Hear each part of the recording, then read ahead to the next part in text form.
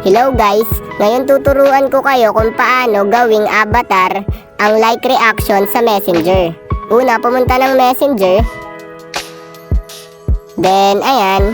Kapag nandito na tayo sa Messenger, pindutin nyo lang kung saan nyo gustong baguhin yung like reaction at gagawin nating avatar. Halimbawa, pipindutin ko itong wave. Ayan, nandito na tayo. Then makikita nyo yung bilog doon sa right side sa upper part. Pindutin nyo lang. Then kapag napindut nyo na, makikita nyo yung quick reaction. Pindutin nyo lang yung quick reaction. Nandun sa pangalawa, kasunod ng team. Then ayan.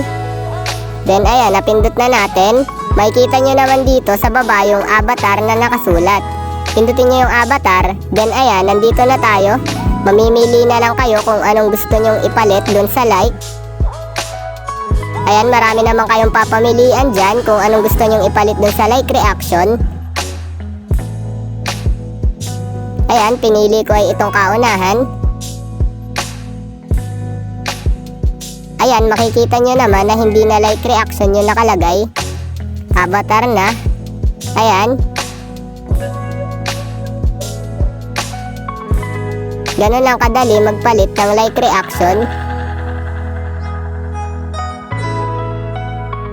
Thanks for watching. Subscribe me for more videos like this.